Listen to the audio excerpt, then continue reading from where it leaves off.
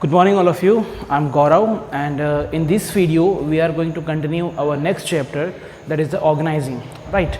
So हम लोगों ने जो इससे पहले चैप्टर पढ़ा था, that is the first process of management. अगर मैनेजमेंट की हम बात करें, मैनेजमेंट एक्टिविटीज़ की हम बात करें, तो स्टेप बाय स्टेप हर एक मैनेजमेंट की एक्टिविटी को हमें कंडक्ट करना पड़ता है, राइट? उसमें से जो सबसे फर्स्ट स्टेप थी दैट इज़ द प्लानिंग, ठीक? किसी भी बिजनेस को स्टार्ट करने से पहले हमें क्या करना पड़ता है, प्रॉपर प्लानिंग करनी पड़ती है, ठीक है? So planning was the first phase when you going to start your own business, right? या डेली एक्टिविटीज़ में जो ईयरली प्लानिंग होती है उन सब में भी प्लानिंग क्या होती है, सबसे फर्स्ट आपकी स्टेज रहेगी. But in the case when the planning is done, फिर हम क्या करेंगे? प्लानिंग हो गई है, सब कुछ डॉक्यूमेंटेशन वर्क हो गए हैं, अब हम लोग क्या करेंगे? वो जो प्लानिंग है उस प्लानिंग को हम लोग रियल लाइफ सिचुएशंस में एनालाइज करेंगे. Do we have all the resources, do we have all the manpower, do we have all the capital? इन सारी चीज़ों की, इनकी फिजिबिलिटीज़ को हम लोग क्या करेंगे? रियल लाइफ सिचुएशंस में कंपेयर करेंगे. सो उसको कंपेयर करना, उसको आइडेंटिफाई करना, रिसोर्सेज को पिच करना, that is the process of organizing. हम लोग ऑर्गेनाइज कर रहे हैं चीज़ों को, राइट? So what is the term is organizing? Means to organize a business is to provide it with everything. Business को हर वो चीज़ प्रोवाइड कराना which is useful to its functioning, जो किस में काम आ रही है, उसकी फंक्शनिंग में आ रही है, उसकी डे टू डे एक्टिविटीज़ में काम में आ रही है. जैसे कि रॉ मटेरियल हो गया, मशीनरीज हो गई, टूल्स हो गए, कैपिटल हो, राइट? या फिर personal, that means human resources. So इन सब चीज़ों की जो हमें ज़रूरत है, इन सब चीज़ों को हम लोग क्या करेंगे? आइडेंटिफाई कर रहे हैं. ये सब चीज़ें हम लोग बिजनेस को प्रोवाइड कर रहे हैं. अब ऑर्गेनाइजिंग में होगा क्या? हमें ये पता लगेगा कि क्या हमारे पास जो रिसोर्सेज हैं वो सफिशेंट हैं. If the resources are good enough, right, एकदम बैलेंस्ड हैं, एकदम परफेक्ट हैं रिसोर्सेज हमारे पास, that is the great situation for a business. But in case जब बिजनेस में ये सारे रिसोर्सेज हद से ज़्यादा होते हैं, सपोज मेरे पास लेबर हद से ज़्यादा है, ओवर स्टाफिंग है, तो मैं करूँगा क्या? उन स्टाफ को हटाऊँगा, कम करूँगा, राइट? या फिर मेरे पास जो स्टाफ है वो कम है, शॉर्टफॉल है, तो मैं क्या करूँगा? न्यू रिक्रूटमेंट्स करूँगा. That is the next stage, staffing, right? So यहाँ पे हम लोग हमारे रिसोर्सेज को आइडेंटिफाई करते हैं, उनको एनालाइज करते हैं, उनको कंपेयर करते हैं in the real life situations, right? Now we understand what is the term organizing is. Now after organizing it is very easy to say कि सर हाँ सिर्फ अरेंज तो करना है sir, but the process of organizing is little bit complex. अच्छी तरह समझना चाहिए, उसकी स्टेजेस होती हैं कुछ. What is its stages are? The first one is to identify and division of work. It is not that much easy कि हम सिर्फ और सिर्फ एक काम बता दिया उसको कर लिया. नहीं, कंपनीज़ में जो काम होते हैं, जो टास्क होते हैं, वो काफ़ी बड़े लेवल पे होते हैं, right? So it is not possible for an individual to complete the complete task within a single step. तो हम उसको क्या करेंगे? उस पूरे गोल को, हमारे उस पूरे काम को छोटे छोटे पार्ट्स में डिवाइड करेंगे, राइट? उस काम को हम लोग क्या करेंगे? छोटे छोटे पार्ट्स में डिवाइड करेंगे और आइडेंटिफाई करेंगे कि हाँ रियल में ये काम है क्या, ठीक है? सो ये पता लगाना कि इन ए रियल लाइफ सिचुएशन वो जो काम है वो काम है क्या, ठीक है? उसको कैसे करना है, क्या क्या चीज़ों की ज़रूरत पड़ेगी, ठीक? और वो जो काम है उस पूरे काम को छोटे छोटे पार्ट्स में डिवाइड कर देना, अलग अलग डिपार्टमेंट्स में डिवाइड कर देना. बहुत सारी एक्टिविटीज़ रहेंगी. यहाँ डिपार्टमेंट, सॉरी गलती से आया, डिपार्टमेंट्स नहीं है, that is only for a work. हमने काम को बांटा हुआ है. फॉर एग्जांपल अगर मुझे मेरे घर पे एक छोटा सा इवेंट रखना है, ठीक है, कोई छोटा सा फंक्शन मुझे मेरे घर पे कंडक्ट कराना है, तो मैं करूँगा क्या? मैं सबसे पहले ये आइडेंटिफाई करूँगा कि एक्टिविटीज़ कौन कौन सी होनी है.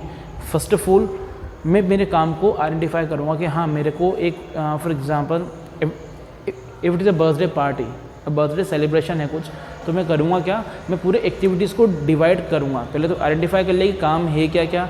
यार फूड का अरेंजमेंट करना होगा, प्रॉपर डेकोरेशन रहेगा, डीजेस वगैरह रहेंगे. So that is the work. After that what I will do?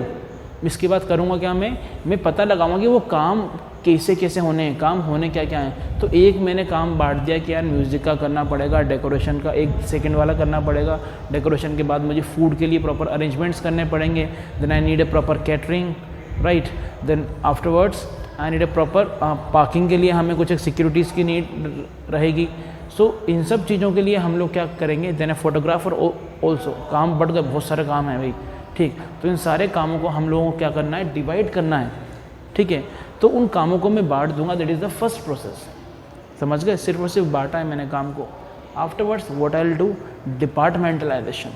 Departmentalisation term होता क्या है, जो सिमिलर नेचर की जॉब्स हैं उन सबको एक सब हेड के अंदर ले लेना। जैसे मुझे पता है कि जो डेकोरेशन वाले होते हैं या जो अपने कैटरिंग वाले हैं ये ऑलमोस्ट एक ही जगह मुझे मिल सकते हैं, या लाइटिंग वाले हैं या डीजे वाले हैं ये भी मुझे ऑलमोस्ट चांसेस हैं कि शायद एक ही जगह पे मिल जाएं, right. So there might be some probability if there is a similar task, कोई बिल्कुल सिमिलर टास्क है, थोड़ा बहुत भी डिफरेंस नहीं है, काफ़ी माइनर सा डिफरेंस है, तो उन सारी चीज़ों को एक साथ लेके क्या बना लेना है, एक डिपार्टमेंट बना लेना। सो डिपार्टमेंटलाइजेशन टर्म है क्या, सिमिलर नेचर ऑफ वर्क को एक साथ अरेंज करना in a single department, that is the stage of departmentalisation. After the departmentalisation the next stage is assignment of duty.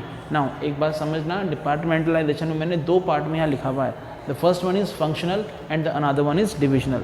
Functional work आपका कौन सा होता है, जहाँ पे मैं डिपार्टमेंट को डिवाइड करता हूँ on the basis of different functions. Example marketing, आपका HR हो गया, प्रोडक्शन हो गया, ये सारे फंक्शंस हैं जो कि एक कंपनी के अंदर कंडक्ट किए जाते हैं।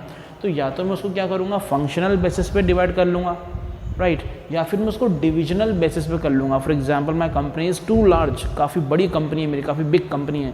सो मैंने क्या करा, वहाँ डिवीजन बना दिए अलग अलग। जैसे ITC है तो ITC का आशीर्वाद ग्रुप एक अलग डिवीजन हो गया, क्लासमेट ग्रुप एक अलग डिवीजन हो गया, राइट, सनफिस्ट एक अलग डिवीजन हो गया। तो यहाँ पे हम लोगों ने क्या किया, अलग अलग डिवीजन में उसको डिवाइड किया। वहाँ पे सिर्फ फंक्शंस थे, मार्केटिंग, आपका प्रोडक्शन, HR, ये सब क्या, फाइनेंस हो गया। तो ये सब क्या आपके फंक्शंस हैं, और डिवीजन क्या हुआ, आपका पर्टिकुलर कोई एक प्रोडक्ट की कैटेगरी, उसको मैंने डिवाइड किया हुआ है। So that is the divisional. Is it clear now? Now the next stage is assignment of duties. Now एक बार हम लोगों ने क्या कर लिया, काम का पता लगा लिया, काम को बांट लिया, सिमिलर नेचर ऑफ जॉब्स को हमने एक साथ मिला लिया, उनका एक प्रॉपर डिपार्टमेंट हम लोगों ने बना लिया। Now after what I will do, मैं उन सारे जो काम को मैंने डिपार्टमेंट्स में बांटा है वो डिपार्टमेंट्स के लोगों को मैं हैंड ओवर कर दूंगा कि भाई आपको ये काम करना है, आपको इस काम की पूरी रेस्पॉन्सिबिलिटी लेनी पड़ेगी। तो उन सबको वो काम बता देना, उन सबको वो काम समझा देना, that is the work of assignment of duty. Now after the assignment of duty what I will do, I will establish a reporting relationship. It is a very essential step. होता क्या है कि जब एक बार प्रॉपर ये पूरी stages complete हो जाती है और वो पर्सन उस काम को कंप्लीट कर लेगा, आके किसको बताएगा कि सर काम हो गया है या काम को आप चेक कर लीजिए। तो उसके लिए एक क्या करना है, एक रिपोर्टिंग पर्सन को हायर कर देना। फॉर एग्जांपल पूरे जो मेरे घर में फंक्शंस थे उस सबको मैंने मेरे अंडर में लिया हुआ है। सो जो भी मैंने लोगों को काम दिया है वो लोग काम कंप्लीट करने के बाद मुझे आके अपडेट देंगे कि सर आपका ये काम कंप्लीट हो गया है, कम एंड चेक दिस। तो मैं जाके उसको चेक करूँगा, मैं जाके प्रॉपर फीडबैक दूंगा, उसको करेक्ट कराऊँगा। तो रिपोर्ट किसको कर रहे हैं वो लोग सब, मुझे।